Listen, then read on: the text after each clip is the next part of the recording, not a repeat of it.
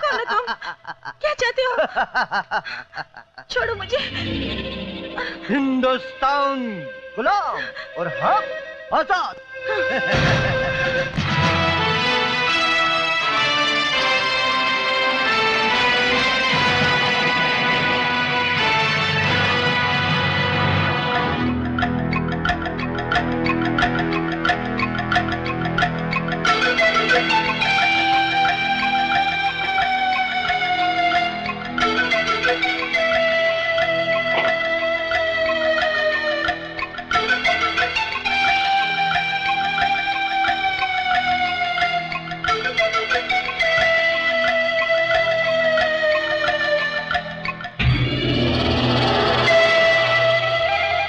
अपने आप को छुड़वाने की खातिर क्यों इस नाजुक बदन को तकलीफ दे रही हो?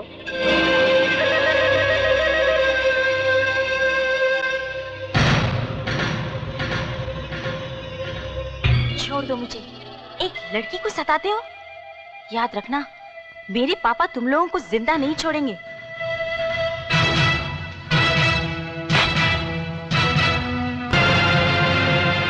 आखिर मैंने तुम्हारा बिगाड़ा क्या है? कुछ नहीं, कुछ नहीं। कौन कहता है कि तुमने हमारा कुछ बिगाड़ा है?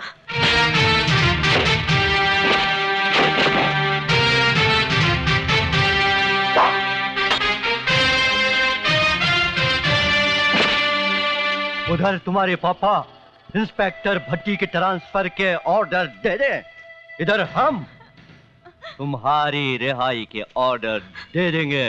शेख, बच्ची को मेरे हवाले कर दो। ए बच्ची, तेरे बच्ची में ऐसे आग लगा दूंगा तुम जलकर राख हो जाओगे।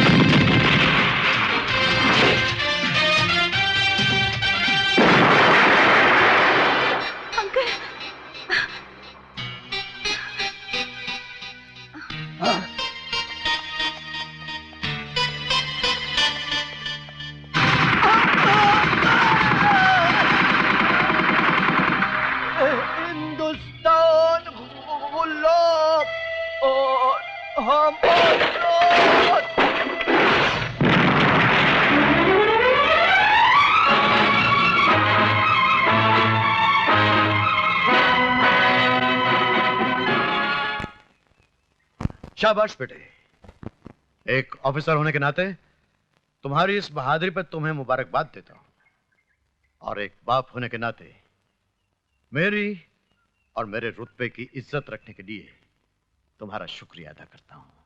कृष्ण, अब तुम कहीं नहीं जाओगे, यहीं रहोगे मेरे पास। थैंक यू सर, लेकिन मैं अब यहां नहीं रहूंगा।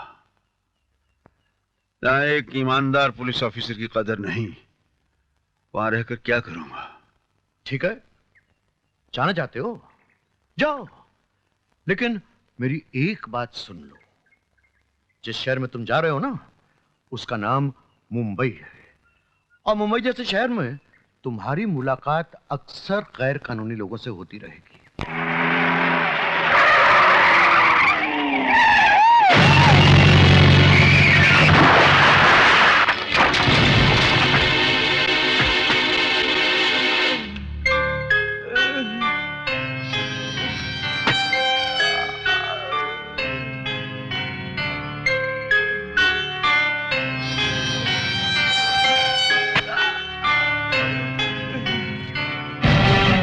माफ कर दो मालिक, मुझसे बहुत बड़ी भूल हो गई है। इस बड़ी सी भूल की छोटी सी सजा तो होनी चाहिए ना। अपने संगोछे से मेरे पैर की चप्पलें साफ कर ले।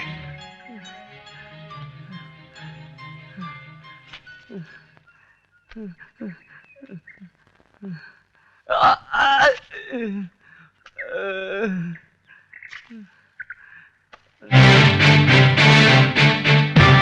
नेता वाह। नेता का चोला पहनकर देश को नंगा कर रहा है। शर्म कर, शर्म कर।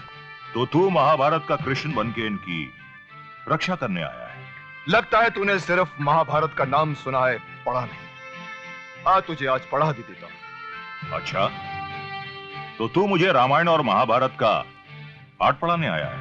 हाँ सुन, जब कौरवों का जुल्म उनके सर चढ़कर बोलने लगा और भरी सभा में उन्होंने द्रौपदी का चीर हरण करना चाहा, तो कृष्ण ने प्रकट होकर उन दरिंदों का नामो निशान तक इस दुनिया से मिटा दिया। अब भी वक्त है, सुधर जा, वरना यह देश तुम जैसे मंत्रियों के रहते फिर किसी का गुलाम बन जाएगा। देश?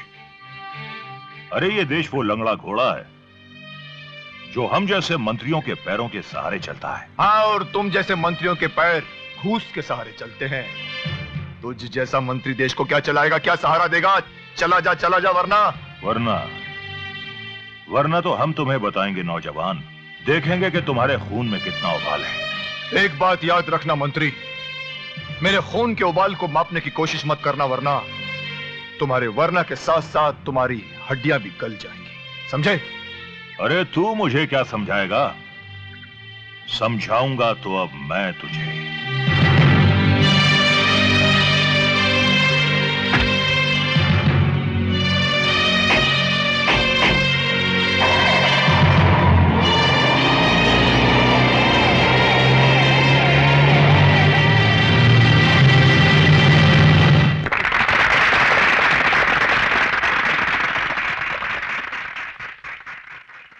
प्यारे भाइयों बहनों, आपका ये प्यार, ये ख्याल देखकर मेरी आंखों में खुशी से आंसू आने लगे। और दूसरी खुशी की बात यह है कि मुझ जैसे सेवक का भाषण सुनने के लिए आप लोग कहां कहां से आए हैं।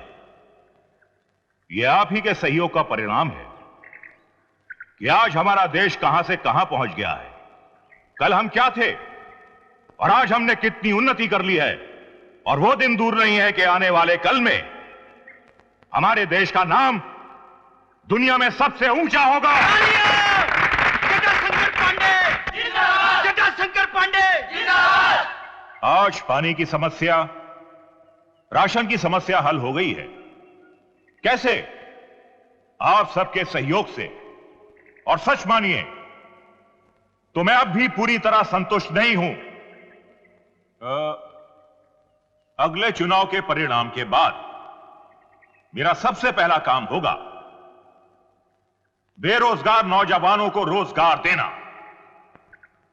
और मेरे ये गरीब बहन भाई जो झोपड़ों में रहते हैं, इनके लिए पक्के मकान बनाना। जटाशंकर पांडे जिंदाबाद। प्यारे बहनों भाइयों, जब भी मैं अपने गरीब बहन भाइयों को तकलीफ में देखता हूं तो मुझसे उनकी यह तकलीफ बर्दाश्त नहीं होती। वाह मंत्री वाह, भाषण देने में तुम्हारा कोई जवाब नहीं। अरे क्यों इन गरीबों को महलों के ख्वाब दिखा रहे हो? क्यों इनके झोपड़ों को जलाकर राख कर देना चाहते हो? गरीब लोगों को अपनी गाड़ियों में बिठाकर उनके जख्मों पर मरहम लगाने के बजाय नमक लगाकर कब तक बेवकूफ बनाते रहोगे तुम इन लोगों को? अरे जिस्म पर लगे घाव तो भर जाते हैं, मगर दिल और दिमाग पर लगे घाव कभी नहीं भरते मंत्री। कब तक इस भोली भाली जनता को अपने जाल में फंसाकर इनके रगों में बहते हुए इनकलाब के खून को पानी बनाते रहोगे तुम? भाइयों, देखा आपने, लगता है इस गुंडे को विपक्षी दल ने हमारी सभा भंग करने के लिए भेजा है। इंस्पेक्टर मुंह क्या देख रहे हो? उठाकर बाहर फेंक दो इसे। अरे चुनाव से पहले बहुत लूटा है मंत्री तुमने इस भोली भाली जनता को, और इनके पास ऐसा कोई रास्ता नहीं, ऐसी कोई अदालत नहीं जहां तुम्हें खदेड़ कर ला सके और पूछ सके कि क्या हुआ उन वादों का जो तुमने जीतने से पहले इनसे किए थे। ले जाओ ऐसे। अरे मेरी एक बात कान खोलकर सुन ले मंत्री, तुम्हारी असलियत जानने के बाद ये लोग तुम्हें वैसे ही खदेड़ देंगे जैसे विदेशियों को इस देश से खदेड़ दिया गया था। याद रखना मेरी बात, याद रखना मंत्री, याद रखना मेरी बात, याद रखना।